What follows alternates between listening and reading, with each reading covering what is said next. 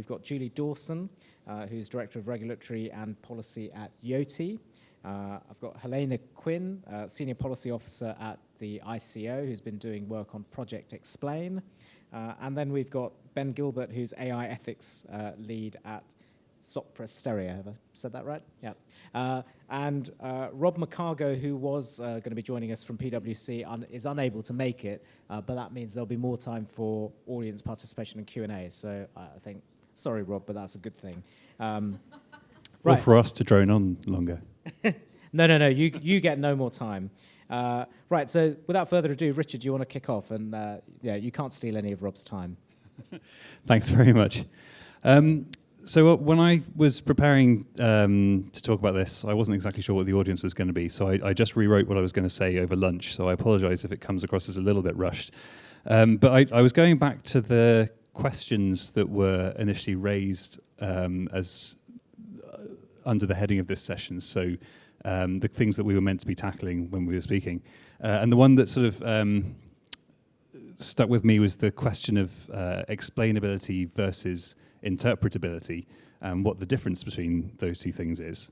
And I think this is, it might seem like a kind of niche technical point or point of philosophical debate, but I think it's actually reasonably important to get the terminology right when we talk about these kinds of things, and so that we can all sort of align ourselves in the conversation and understand what each other's saying. And when we talk about explainable AI, that sort of implicitly implies that certain kinds of AI systems are inherently not explainable.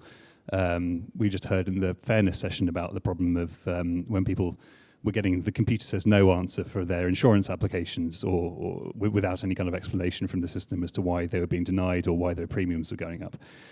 So that suggests that that system is inherently unexplainable or uninterpretable. And so to create an explainable AI system from that suggests that we need to bolt on something on top of that system to be able to create explanations from it. So you have an uninterpretable AI system and then an explanation module of some sort, perhaps, that creates explanations of the output of that system that can then be interpreted by a human. So that's an approach that a lot of the explainable AI research has been going down so far. But of course, there are also many AI systems that don't need the addition of these explanatory modules because they are in and of themselves inherently interpretable. So, for example, you can think of simple rule lists where a machine learning algorithm has mined a database to look for rules and produced a set of rules that are inherently human understandable, or simple decision trees, which are much the same kind of thing. These can be quite easily understood by humans without the need for extra explanations on top. But we heard this morning from Phil in his keynote address that the perception is that these kinds of models that are inherently more interpretable aren't as accurate or aren't as powerful as the kinds of models that people are interested in using. And I'd like to disagree with that point. And it seems to be a common misconception that this is always the case. You should always turn to a deep learning model or something like that because it's more powerful, you'll get more accurate results. But it's not necessarily true. So this is a point that was picked up recently by a professor at Princeton called Arvind Narayanan, and he gave a really interesting talk called How to Recognize AI Snake Oil. And he provided this really useful categorization of problems that you can apply AI or machine learning to. And it is true that in one of these categories, which is categories of problem that involve sort of low-level perception, like visual recognition, object detection, or even things like speech to text, where you're listening to raw audio data and converting that into text, black box methods like deep neural networks do perform really well. But it's tasks that involve the prediction of social outcomes was one of the categories he identified, where black box models don't tend to do better than inherently interpretable models. These are things like predicting criminal recidivism, which is a fairly famous, the Compass tool that has been used in America, which is a infamous black box model, which people don't know how it works. It has a roughly 65% accuracy rate, And it's been audited by various different people who've shown that you can replace it with a rule-based system using 2 different features that is actually equally accurate, if not more accurate than that system, and is entirely interpretable. So, thank you. It should be fairly obvious, really, that predicting things like that are extremely complex, like social outcomes, is inherently difficult, and throwing machine learning magic at it is not going to help the problem. And even if you're able to produce explanations from those machine learning models, that isn't necessarily going to help you make the system better. You might as well go with the inherently interpretable model in the first place, if indeed you should be doing that activity in itself anyway. And this point has also been made by Cynthia Rudin at Duke University. She wrote a paper which was published this year. I think the exact title was something like "Stop Explaining Black Box Model Outputs for High-Stakes Decisions and Use Interpretable Models Instead." So that sort of addresses the difference, as I see it, and I think as a lot of the community sees it, between explainability and interpretability. And when Cynthia Rudin's paper mentions high-stakes decisions, that's the kind of decisions involving social outcome prediction. That also raises the question of who the stakes are high for. So who are we explaining these AI systems to, and why? For those people, why does it matter that it's explainable or interpretable? So another thing that I think we need to be talking about more is models for understanding the explanation or interpretability requirements of different stakeholders in AI systems. And we published a model, a framework really, last year that's identified 6 different roles that people can hold in relation to an AI system. You can hold multiple roles in relation to it, but the roles were the creators of the system, so that's the people who are actually building it and collecting the data, potentially the people who own the IP in the system. Then there's the people who directly operate it, so the people who are actually interacting with the interface that the system provides. And we distinguish those people from the executors, who are people who make the final decisions that are informed by the AI system. They might be the same person, they might not. And then we have the decision subjects, who are the people who the decisions affect down the line. And all these kinds of people are going to require different kinds of explanations, whether the creators are going to be debugging the system or whether the decision subjects need to understand why they've been denied a loan or something like that. The other 2 roles that we identified were data subjects, because we like incorporating GDPR terminology and everything these days. And it might be the case that if you've used people's PII to train the system, they might have a right to know certain things about how that data has been used within the system. That's going back to the transparency discussion earlier. And then finally, examiners of the system, so that's kind of auditing bodies, will need different kinds of explanation and interpretability requirements from these other roles. So that's some progress that we've made there. But these kind of things are all yet to be incorporated in sort of off-the-shelf solutions. As far as I'm aware, there's no off-the-shelf solutions that will fix all of these problems, despite interesting advances in the past couple of years in explanation methods for black box systems. And I guess I'll finish there for the moment. Thank you. Great, thank you very much. And I particularly like the pointing to possibly simpler models that are interpretable. I mean, it's an argument that statisticians have made quite a lot, and I'm from the Royal Statistical Society, so I'll kind of, push our corner there, that often there will be a simpler model, a kind of classic vanilla statistical model, which can do almost as good a job or as good a job as something that uses a black box. Julie, do you want to chip in and give us your view from where you're sitting? Sorry. Thank you. Hi. I'm Julie Dawson from Yoti, Digital Identity Company. We're a company that has been going for about 5 years now, almost 300 people, and looking at how, as an individual, we prove who we are or how old we are, face-to-face and online. So we're a scaling business. There was quite a few mentions in the sessions this morning of large companies tackling AI and ethics, and I think we're an organisation, I can say that from the outset we've been looking how as a smaller business we can apply ethics throughout the organisation. We set up as a B Corps, which means we've written into our memo notes that we don't just look at shareholder value, we look across the 5 pillars equally, so looking at our supply chain, our customers, the governance, environment, sustainability. And that has driven a very different direction and build of a company. How that has translated in terms of our work specifically around AI and ethics, we've set up an external Guardians Council with people from the human rights side, last mile tech, accessibility and online harms. We've also set up, to mirror that, an internal council with people from across all different functions in the company. And one of the other suggestions in our prompt was, should there be a chief digital data ethics person in the company?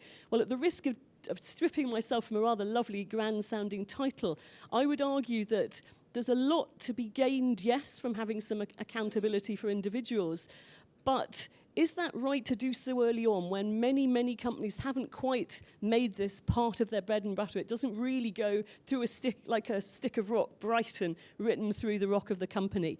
And do we need to do more to ensure that all levels in the business, it's not just at the whistleblowers level, that we're hearing what is actually going on? How do we get that built in right at the outset? How do people from R&D, from customer service and across the board take part in looking at what is understandable, what people are experiencing of your approaches? We use AI in lots of areas in terms of anti-spoofing, checking that people who are fraudsters aren't trying to get through and create different attacks when they're setting up a digital identity. But the key external service that we are providing on a software as a service basis is an age estimation as an approach. And this might have some puzzled brows around the room. So there are many different instances today where we have age-gated goods and services, and yet it's a really imperfect world. So many people don't have a document to prove their age, and using that digitally at the moment is a lot of tick boxing in the main. So we have a huge phenomenon online that we don't actually know in many instances who we're dealing with. And if you look that there are many bad actors, or there are some bad actors in different instances, how explainable do you want it that when you're signing up for this particular platform, a range of methods might be employed to ensure it's not a 5-year-old getting into a 13 to 17 area or a 55-year-old? So we provide a confidence level back to the business so they know that within this percentage, and normally within 2 or 3 years for a 13 to 25 age group, we can know that someone is in a right age band, and we've published that clearly across skin tone and gender. That is something that is being used as a tool in many different scenarios. Some could be face-to-face. Say at a retail self-checkout, live in Estonia, you could prove you're the right age to buy an age-restricted good. It could be used to triage vast quantities of child abuse images to look at age of victim and perpetrator. Not a case probably where you're asking all of the individuals, do they understand and do they mind? Through to looking at ethical supply chain, and if you're trying to hire someone in a country that doesn't have a document, how do you ascertain if they should still be in school or they should be on your shop floor? So there's a whole range of different areas in both retail, e-commerce, online, in the child protection area, where this sets a whole new different set of issues. The age estimation approaches are designed so that the image is instantly deleted, nothing is retained. And but on the other hand, we understand that this is an area that is very contentious. Many different countries around the world are looking at biometrics seriously, and rightly so. We're part of the Biometrics Institute group that is looking at meaningful stakeholder discussion. We held several roundtables last year, and a good number of organisations in the room were represented at those. And we're actually running another session in the spring, bringing together organisations that already run an ethics panel with ones that would like to set one up and see some of the nitty-gritty issues in practice.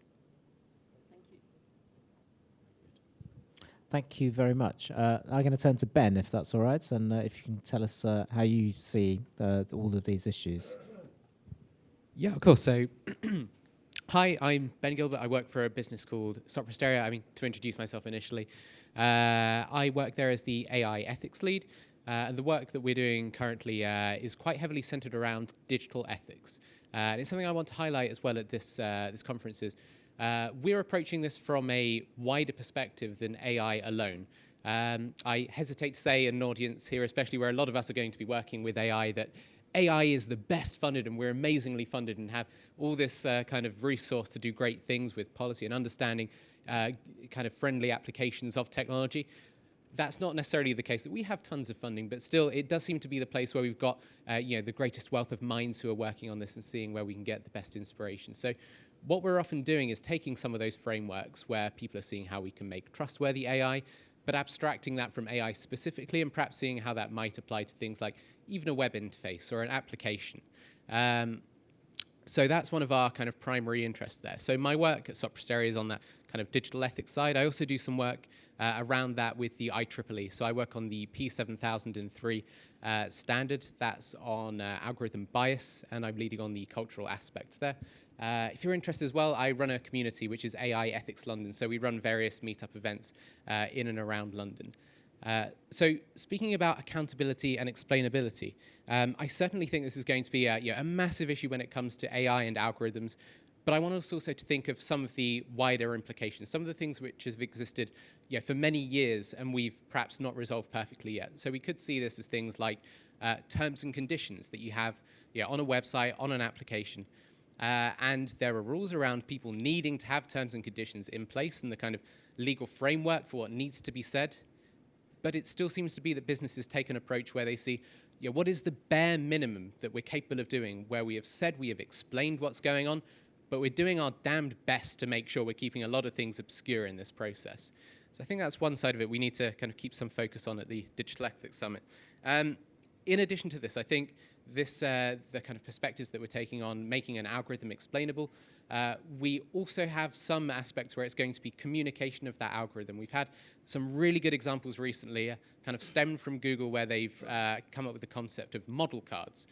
They've released, I think, 2 initially. One was on face detection. I can't remember what the second was.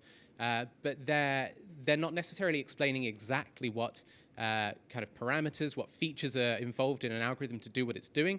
But they have various pages to say, this is where our algorithm's performant. This is where it's going to work best.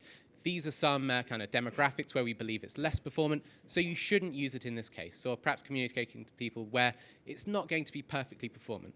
And that needs to be done in a way where we understand how people are behaving, kind of how they're going to read that information, how they're going to react. So it's things like the Tesla autopilot system. I do think they try to make some effort there to say, we have a semi-autonomous system here. It's going to be quite performant if we're going on a motorway and these are well-marked out roads, but it's less performant if you're doing that on a city road. And you also need to be in control. It's all good and well saying that, but if your vehicle seems to have been performing perfectly for 45 minutes on a motorway, you can't really expect someone to be quite as aware, quite as able as they would be to take over control and immediately avoid an accident, because it's going to ask you to take over control probably when it's the most difficult scenario that you're driving in. So I do want us to keep thinking about some of those wider issues which aren't AI alone, appreciating that AI is possibly the most difficult scenario at the moment, probably the place where we're going to find some of the most difficult questions and some of the answers to this. Thanks. Right, and finally, Helena. Hi, so I'm Helena Quinn. I'm a Senior Policy Officer at the Information Commissioner's Office. For the last 6 months, I've been working on Project Explain, which is a project in conjunction with the Alan Turing Institute to produce guidance for organizations in explaining decisions they make with AI to those individuals affected by those decisions. This came out of the independent review by Jerome Pesenti and Wendy Hall into growing the AI industry in the UK. They recognized that organizations are increasingly using AI in all sorts of different areas, but they're not sure how to go about explaining those decisions, which are kind of an essential part of the almost social contract of people using services. If you're going to use my data, I want to know how you're doing it and why. What am I getting out of this? This then turned into the AI sector deal, where we were then tasked with the Turing Institute to produce this guidance. And the benefit of being together with the ICO and the Turing was that we've got the latest research in explainability together with the ICO's focus on data protection for data subjects. Now, the focus of the guidance has really been on what do individuals need to know about how their data is being used and what impact the decisions have on them. So we've looked into what types of explanation do people expect. So we ran a citizens jury where we really went to the public and tried to ask them, in what scenarios what would the scenario mean for your expectation of the explanation? And we found that the more information you provide, the more curious they are about what's happening to their data. And in some circumstances where it's safety critical, for example in healthcare, they might prefer the system to be more accurate.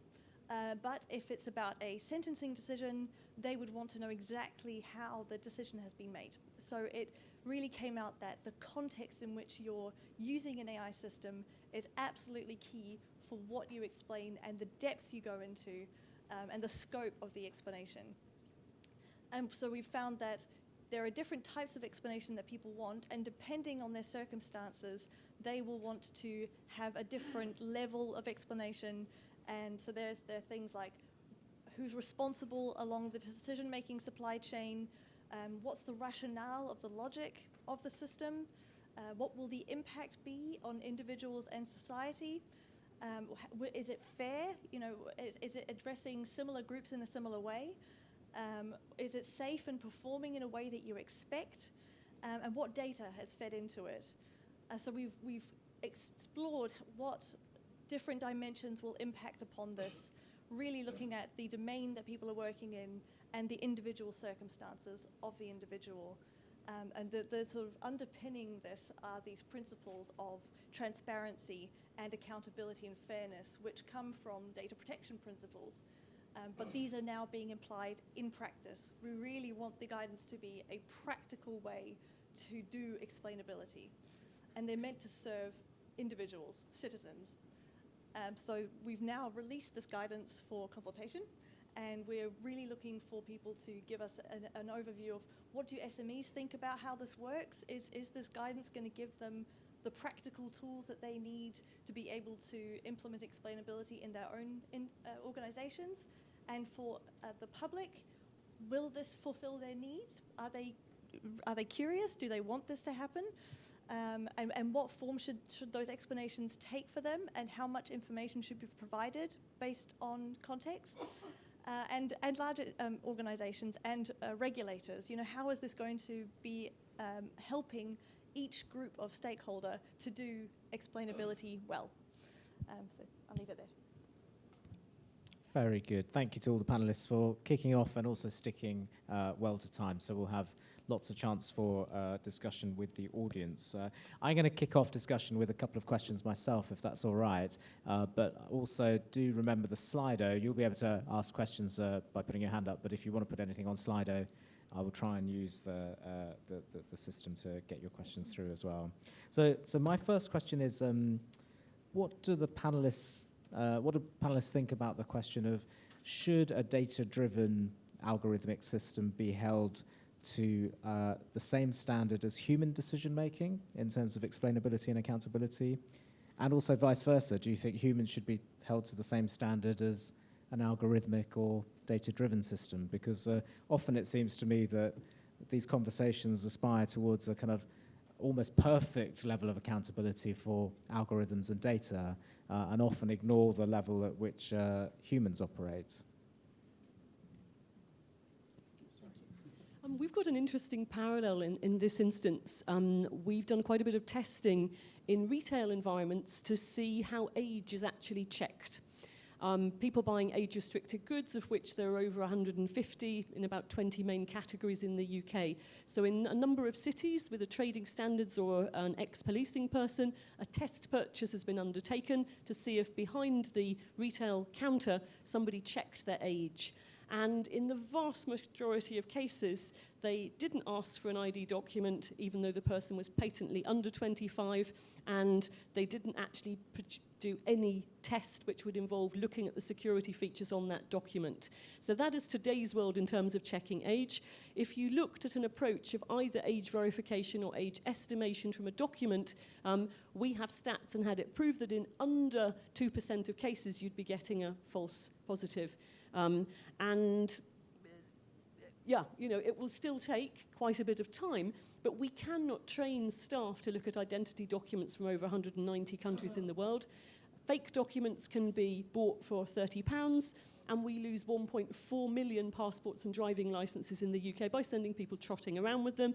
And then when they lose them, they're at much higher risk of identity theft and fraud. So we're in a very weird landscape when you look at age checking, that today's world is really not perfect. And to boot, we have about 6,000 cases a day of verbal, physical and racial abuse at the point of checking age in retail establishments up and down the country. So a retail CEO is faced with a really tough dilemma. Do I look after my staff, or do I keep the law and not sell products to people that are underage? And this is maybe an area which is ripe for review, and hence the trading standard bodies, Home Office, the proof of age scheme are looking at these sorts of approaches. Thank you. Great example. Richard? I think it's going to depend on where and how you're applying the system. So whenever this question's asked, I always find it a bit interesting because it seems to be implicitly anthropomorphizing the AI as if you can ask it things and it should be able to. You're treating it as if it were a human, and it's not. It's some kind of statistical decision system. So the explanations that you're going to get from it are going to be of a different kind to the explanations that a human gives you, and a human will give you explanations that are often post hoc rationalizations for decisions that they didn't even really know that they made at the time anyway. So I'd say that the level of explanation or interpretability you should hold these systems to, I don't think should be judged against humans. I think it should be judged separately because they're inherently different things. Great. Thank you. Helena? So the approach we've taken is that where you would expect accountability from a human, you shouldn't lose it if an AI system is being used. So you should be able to expect an explanation from the person implementing the decision that they've made using AI at the same level as you would expect from a human. But you certainly shouldn't lose any accountability. Fine. Ben? Thank you. So I think whether we're deciding whether we should be holding humans or AI more highly accountable, expecting a higher level of explanation from them, or if it's going to be kind of dependent on context, and that context isn't necessarily going to be technological. And sorry, Helena, I'm totally appropriating a bit of context, a bit of content from the Project Explain framework. But and correct me if I'm getting these numbers wrong, but they explain 3 different scenarios. I think one was a medical scenario, so you've got something like a diagnostic algorithm, and in that circumstance, they were kind of given people were given questions with arbitrary examples where you might have a very high level of accuracy, but no option for explainability. You have quite high accuracy, but some explainability, or you have relatively low accuracy, but complete explainability. And that put into the context of medical diagnostic system, people were generally happy to say, we want very high accuracy, and we're not so worried about the explainability side of it. There was one in the middle, which I forget, but I think it was going to the kind of complete opposite extreme if we look at a recruiting algorithm where they were saying, we need complete explainability in this instance. So if that takes it down from 95 to 75% accuracy, that's still something that we're willing to accept. So I think it depends on the context that it's applied within, but that's not to say that the technology itself isn't going to be one of those contexts that we take account for. So when we're dealing with AI, we're typically saying we're building something which can productionize a system, do it many hundreds, if not thousands of times faster than a human has been able to do before. And does that require us to have a different level of explainability because it's doing it on such a grander scale? And yes, perhaps it does in some instances. But that might also come with a kind of positive side effect as well, where if we do demand that has explainability, it also means that we productionize the explainability. And there's going to be that kind of example. I think that was one that you were mentioning, Julie, of we can't expect humans to be able to say if there's 100,000 requests coming into people in, say, the NHS, it's just not viable for them to be able to give an explanation for every single decision they made. But should we reach that point with an algorithm, that should be transferable to all instances. So we could also productionize the explainability. Great, thank you. Hang on to the mic. I'm going to come back to you and we'll work back this way for my next question, which is, I suppose, taking a slightly more cynical attitude. Is the focus on explainability within the community a distraction from a kind of stronger focus on accountability in the broadest sense, by which I mean a kind of more political view of people actually being able to shape the technology in some way? So an example might be the way that Sidewalk Labs, the sort of Google Smart City near Toronto, I think in some ways is working on some of these issues around transparency and explainability, but there has been a civil society protest movement saying we're just not getting the city we want, we're not being able to participate in the decision making, as it were, which is a much kind of wider notion of accountability. Sure.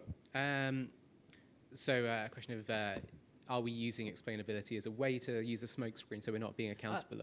Are we just or a focusing too distraction much on thing? that, Yeah. as it were? Yeah, it's a kind Yeah. of, we're focusing on that as opposed to kind of something more important and bigger in terms of letting people actually shape the technology in a significant way. Sure. I think there are examples that we can see here of, kind of people not properly taking accountability of processes in the past, even without AI being involved. We've had things like the Volkswagen Dieselgate scandal.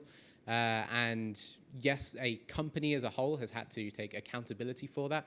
But it was kind of like a structural, organizational thing where, there wasn't the culture in the business where people were questioning the things they were doing, making these kind of dishonest devices in the vehicles. So this sort of thing has been able to emerge.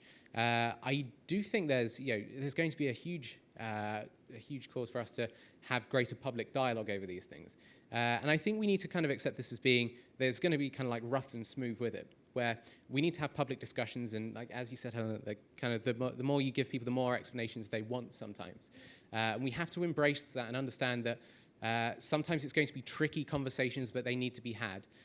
So we need to think carefully about how we're framing this and making sure that people understand what it is that's trying to be achieved. So an example I can think of this is when DeepMind had the algorithm relating to acute kidney disease.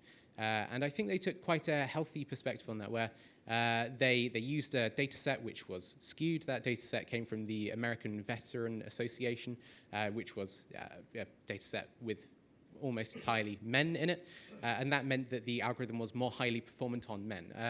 The numbers I'm not perfect with, but it was something like 42% performant at spotting acute kidney disease a day early if you were male, and something like 10% less if you were female.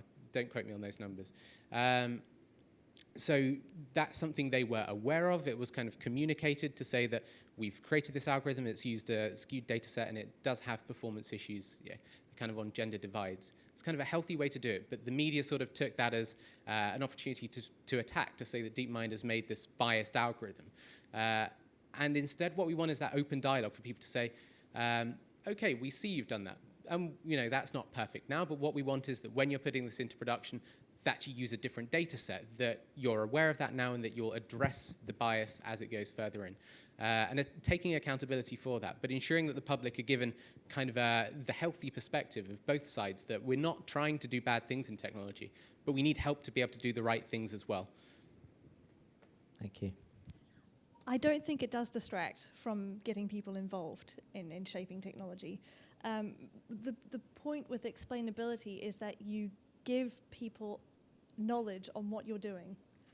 So the more that people or technology sort of producers are focusing on what does the end user or what does the decision recipient need to know to be able to exercise their rights, to challenge a decision, to know more about the processing, the more that they can question it. And in the guidance, we sort of focus on the fact that you can produce a lot of explanations before you even make a decision. So it's not just a post hoc explanation. You can give people a lot of insight into what system you're using, what question is it answering, why you're using it, why is it better than not using a different tool. So the more information you're providing, the more you're allowing people to question what you do. So it helps people to think about, should I be using this in the first place? If I can't explain it or I think it's too complicated, is this the right thing to do? And by providing more information publicly, you're welcoming people in. I would agree with what Helena said there. I think you can use interpretable and explainable systems to improve accountability by identifying the reasons for certain outputs and that kind of thing. But I do think there has perhaps been a bit of a, because explainability in AI has become a bit of a hot topic, and anything that has been published or released that purports to provide explanations for something has been seized on under this banner, which is good and interesting for the people working in the area, but it also means that you get articles like, this particular explanation method explains your black box, and so we'll allow accountability, and it'll be great because we'll open up. And most of the time, these are very niche methods that maybe will be useful for one particular use case, if that, and often we don't really even know how to audit those explanation methods because they could be awful. A lot of them are mathematically are difficult and difficult to assess the quality of the explanations they produce. So while I don't think that focusing on explainability is bad, I think it's important to distinguish about what we're talking about and why when we're talking about explainability and interpretability, and not just shove everything together under the same thing, if that makes sense. Good. We've tried to look at what is the best way to explain things to the different audiences, and that varies hugely. When we're talking with a business such as, say, a social media platform that is wanting to triage 60 million young people and check, are you really the right age in this chat area, we can give them guidance and suggestions as to what they ought to be including in their terms and conditions. But at the end of the day, it is their platform. We then work with bodies such as Centre for Democracy and Technology, and actually Dr. Alison Gardner, I don't know if she's in this session, to actually have external third parties do a review, which then they can provide summaries of to other bodies that do understand that you've basically been fair and open in your approach. And bodies like the Safe Face Pledge that have come out of MIT to say that you are looking fairly at ethnicity and gender. But if you're looking at a young person signing on to a social media app, how much of they actually will they read when they say, do you want to get on this platform? It's the classic thing back to the terms and conditions. Even if you've done a plain English terms and conditions of 2 or 3 pages, the percentage of kids that would actually get inside that is probably tiny. So again, it's what you might put at a supermarket self-checkout versus the terms and conditions for an app is hugely different. And how you explain things to regulators and interested civil society bodies through roundtables, workshops, white papers is at a totally different level of attention span to somebody that's just clicking to get into something, or who wants to buy a pint of, a bottle of wine at a supermarket. And looking at what's proportionate and understandable in each case, but allowing them to find out more when they want to find out more. Great. You're going to add something? Yes. I agree completely. I mean, these terms and conditions and expecting people to understand everything that they read and they're bombarded with, that's this idea of sort of notice and consent, but it's getting less and less relevant. You know, our idea of accountability has changed over time as technology has developed. People cannot possibly consume all of that information and make an informed, consensual decision about it. So now with the guidance, we've really thought the burden has to shift from people having to consent in an informed way based on the barrage of information and also not knowing what is happening to their data, to the producers, to the data controllers, to the technology producers, to explain what they're doing up front. Great. We've got about 20 minutes left for Q&A. I've got quite a few lined up on the Slido. So what I'll do, if it's all right, is maybe take a round of about 3 questions from the Slido, and then we'll go to the audience and see if you've got any questions which have come out in not through virtual means.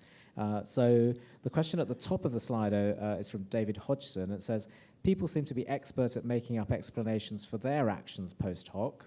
What's wrong with computers doing the same thing?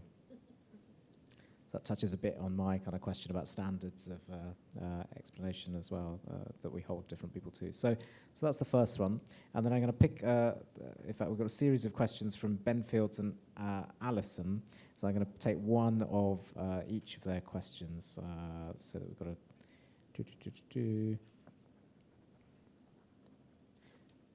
So Alison says, do we need different rules on explainability for algorithmic decision-making by private or public actors, with the latter needing to be subject to judicial review?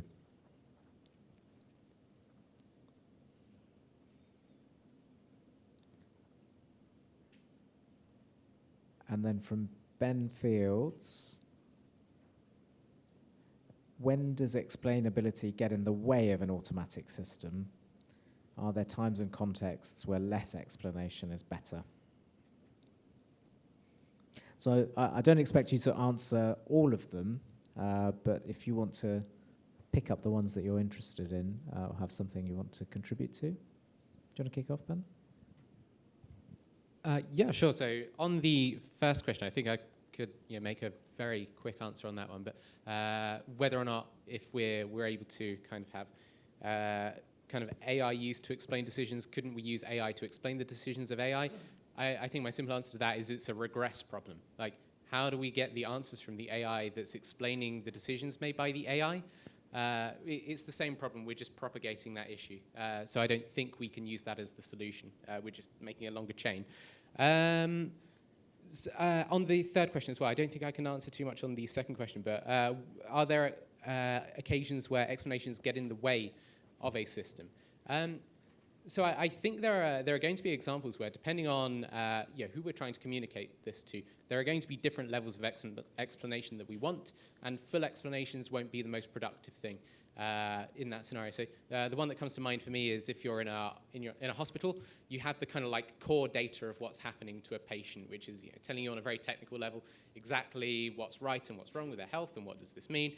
And that's something where you want to explain with kind of full transparency to other doctors, but you're going to want to give a very different answer to that to a parent and a different answer again to a child, if it's, say, the child's health that's in question there, where it could be that the complete explanation isn't going to be the most productive thing. It could kind of fill them with fear. It's not going to help them to recover. It's not going to help them to process the situation that they're in.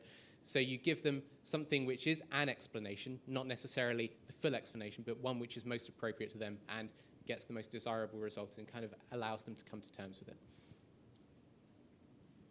I echo that. So it's people will need different levels of explanation, a different scope, different depth of explanation. You don't want to overload people. At the same time, you don't want to have lower standards for explanation in different subjects and areas. That's the thing you always need to maintain, and industry standards will set a lot of what you can and cannot explain, what you can avoid. But I think that you shouldn't try to avoid explaining where you can. For sort of just good management practice, you will probably want to have everything recorded in your policies and procedures, even if you don't provide that information to the public at large. You will want to have that for auditing purposes, just for good practice, to socialize the way you do explanation within your organization. Again, that doesn't mean that you have to reveal everything at absolute technical detail to everyone. In terms of making up, if humans can make up explanations, can computers after the fact? You want to, well, my personal feeling would be that you would want to design systems that are designed to the best of your abilities, and you're not trying to sort of shirk your duty of being accountable to the people who use your products. So I'll leave it at that. Great, thank you. Richard. I'll talk about the post hoc explanation problem. This is the approach that a lot of explainable AI research has gone down so far, like trying to create different methods that produce different kinds of explanation for the output of a system after it has made the decision or produced the output. And there are all sorts of different ways of doing that, all with various different problems. They're all approximations to what's going on. Inherently, they have to be approximations to what's going on in the internals of the actual model that produces the output. That might be fine. It's very, very difficult to measure the fidelity of the explanation that pops out of these things. So once you've got an explanation, lots of methods, right? Lots of methods have been proposed that produce explanations for outputs in a post hoc manner. How do you distinguish between which of those are better explanations for what's really gone on? You need some kind of way of deciding whether one explanation is better than the other, or whether they're both equal.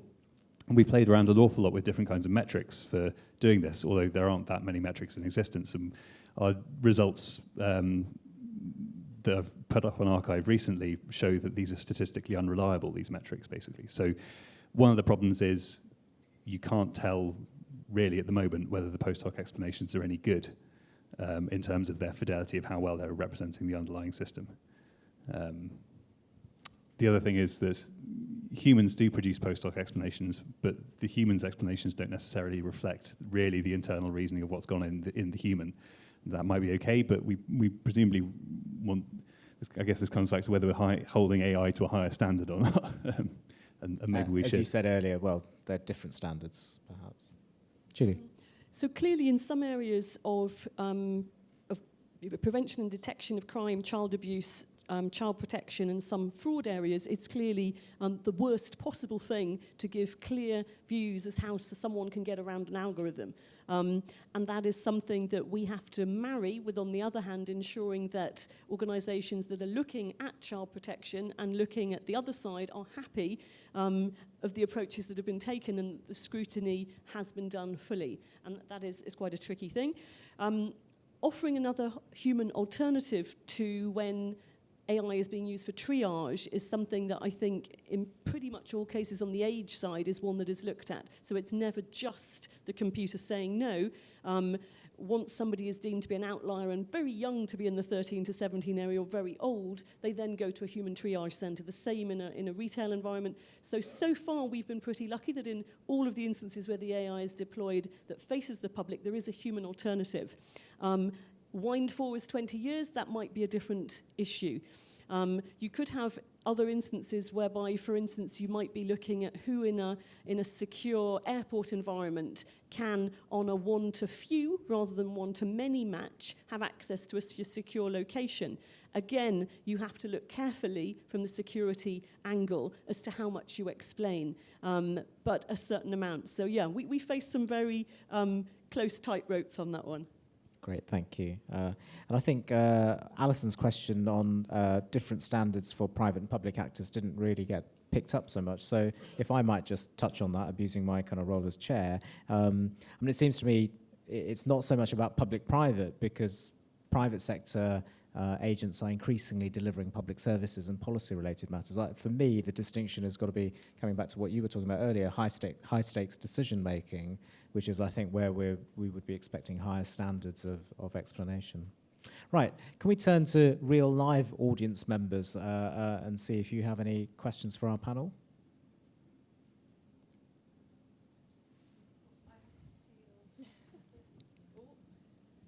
I have to do my Oprah impression. Hang on. Great. Coming So we've to got the lady at the back you. there. If you could introduce yourself, and we're going to take a sort of 2 or 3 if we can. So. Hi, I'm Dulce from University of Bristol. I'm interested in digital literacy, like regular mortals as us.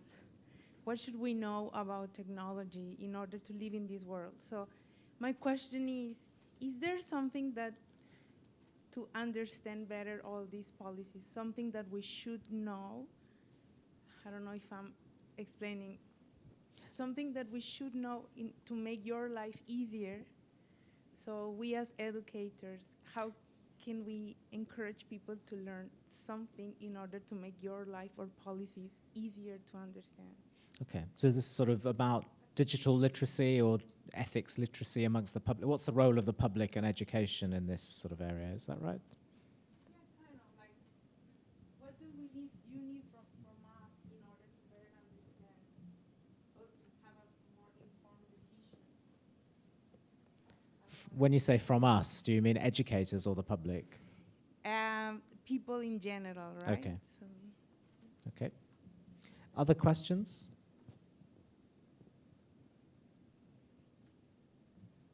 It's that post-afternoon slump. You've all realised you chose the most technical session by mistake, right? Okay, let's go to our panel. We've still got 10 minutes, so what I suggest is you pick up on the question that was just asked about the kind of role of the public in all of this, but also any final comments as well that you've got, any final thoughts picking up on other things that have been said. And if we go in reverse order, so Helen, if you start, and then Ben, then Julie, and then Richard. A couple of minutes each. So I think that point is about communication, which is absolutely key. So people who develop technologies and policymakers communicating with the public so they know what questions to ask. And a key part of the guidance is turning or translating statistical outputs into understandable reasons, so that people really know in a way that makes sense for them. You know, you've got reasonable adjustments under the Equality Act that mean you have to communicate things in a way that an individual will understand, given their needs. If we can do that better, then the public knows what to come to us with. So there's a kind of, it's a give and take. The public needs to be curious and tell us what they need, and then we can better react to it. And sort of final comments-wise, please respond to the guidance. We want to know from as many people as possible if it's providing what we need it to and what you need from it. And we welcome all of your thoughts, and please get in touch. And that's on the ICO website. It's on the ICO website. So there's a consultation webpage, and there's also an email address. It's explain@ico.org.uk that you can send your thoughts to on the guidance. Thank you very much. So I think I really agree with that. Is on that question of what can we kind of give to people to enable people to make better informed decisions. It's going to be a question of kind of public outreach. And I think the first stage of that is having outreach to the public to understand what they want to be explained and in what format do they want that to be explained to them. So it would be rash for us to kind of jump into that before we've done that first stage. And I apologize for my extension of this answer. I've got an exam at university tomorrow on philosophy of science. So if this feels a bit ranty and off topic, I'm sorry. But I feel like there's kind of a relation between the two here. And it particularly reminds me of the kind of philosophy of Thomas Kuhn, where he's talking about kind of paradigms and paradigm shifts. And the way that's described is in kind of a normal science, in a paradigm, we have a kind of a set of language, concepts, methodologies that we attach so that kind of society at large understands what each other are communicating about, and we're able to communicate kind of clearly and effectively and productively about what it is that we're trying to do. And then you kind of reach a point where there's an anomaly seen in this, something which doesn't compute. And at that point, we have a shift of paradigm where we can't explain things by that old language. Instead, we need to develop new concepts, new language, new kind of ways of communicating about this. So we have a new paradigm. But between the new paradigm and the old, we would describe it as incommensurable. So you might have, this is something historical. You've got something like a geocentric view of astronomy, thinking that kind of everything revolves around the Earth. And people were able to make really kind of crazy explanations. Oh, the star goes along there, it does a little circle, then it carries on. But still, they managed to navigate the seas doing that. Now, we don't believe that. We understand that our solar system is heliocentric. We orbit the sun, and we have a different way of describing how the stars move. And again, we're still able to navigate the seas. And we're sort of in that place now where we've got this kind of incommensurability, partly between people who are working on the technical side of AI, where they're using entirely different languages and concepts and methods to explain or to describe how they're being accountable in these things, which aren't the same types of language and concepts that the public are using. But in that same merit, we might have occasions where the AI is developing its own concepts and own language, which the developers themselves don't understand. So it's also important that we're remaining in the same kind of commensurable thing between the AI and the developers, and then between the developers and the public. So sorry, philosophy exam tomorrow. I hope that felt like it related. I'll take that as my closing thoughts as well, but thanks. It's helpful to know that the reason we're finding this all so difficult is because we're in the middle of a paradigm shift, so that's good. Julie? One of the things that we're trying very hard to work with other organisations to be better understood is the whole umbrella word around facial recognition. And that is such a huge, huge umbrella. And yet, even in this room, every platform that I've heard people speaking at today, all the different facets and areas have been lumped together. So you might have literally just detecting this is a real human. You might have, just like when you open up your phone, matching that is you. You might have matching 1 to a small number, those 500 staff getting into one gate, or you might have 1 to a millions and millions of population. Each of those is radically different. So looking at detection, matching 1 to 1, matching 1 to many, recognition. So trying to have some clarity, and if all of us start using the terms more clearly, that will help other people to not lump it all into one bucket. That's really hard for just one small organisation to do. We look at accessibility around identity, and particularly the groups that could be and are adversely affected. So at the moment, that's people without identity documents, people with disabilities, people with maybe no devices or not the latest device. And in the UK, we've got 24% of adults who don't have an ID document over 18s and 33% of under 18s. So how do those people go about proving age? So hence we have mechanisms for people that do have a document and those that don't. We try and do a common sense, plain English white paper.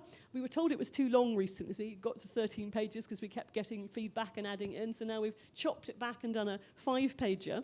But we've also tried to do some viral videos that try and help more people think about the wider concept on a much simpler level of knowing who you're dealing with. So one, a bit of light relief if you need this afternoon or on the way home, is called Little Casanova, with over 30 million views. And there you've got an instance of a young lad in a restaurant who's pretended to be Miguel, age 29. He's actually 13, and 3 dates arrive, and you can imagine the scenarios that then play out. But the message behind that is know who you're dealing with. Had there been age estimation on that dating platform, the 13-year-old wouldn't be in front of some other people. Our chief policing superintendent has recently come across a whole bunch, nearly 100 kids between the ages of 6 and 10 on Tinder and Grindr, and then coming unstuck. So there are a lot of unintended consequences around some of the approaches we have at the moment, and that platforms from social to gaming to gambling to classified to esports have to start, I think, looking more closely at what is available, because these AI tools are there. And we have to, I think, share best practice of organisations that have set up ethics groups internally in their companies and with external ethics groups, and helped more large corporations that maybe have more problems with their internal legal teams to move in that direction. Thank you very much. And Richard? I think that's a very important point about terminology, actually. Especially with things like facial recognition, as you said, it's applied so broadly now that I've got into Twitter arguments with people about facial recognition just because they were using it to mean something completely different from what I understood them to be meaning. And it might sound very pedantic about using terminology specifically, but I mean, the term AI itself seems to have lost all meaning these days. But I think if we're trying to address that kind of thing now that the horse has bolted is a bit too challenging. So in terms of digital literacy, we can all be more careful and more precise, I suppose, about how we use language and what we apply words to, and be very careful with their meanings, which is it's easier said than done, especially when you're talking to clients. And then it was an interesting question, because whenever I talk about explainable AI, I think about it in terms of explaining a particular AI system, or even the individual decisions of an AI system. But perhaps we should also expand on that and do a bit more work on explaining the concept of AI and the concept of machine learning more generally. So there's one of my colleagues has set up a website called Machine Learning for Kids. I think the URL is literally just machinelearningforkids.com. And it's extremely good. It's very simple. It's tried and tested on children of all ages, but it allows you to build basic machine learning systems so that you can learn what they can do, what they can't do, how they make mistakes, when they can be trusted, that sort of thing. So that kind of thing I'd highly recommend.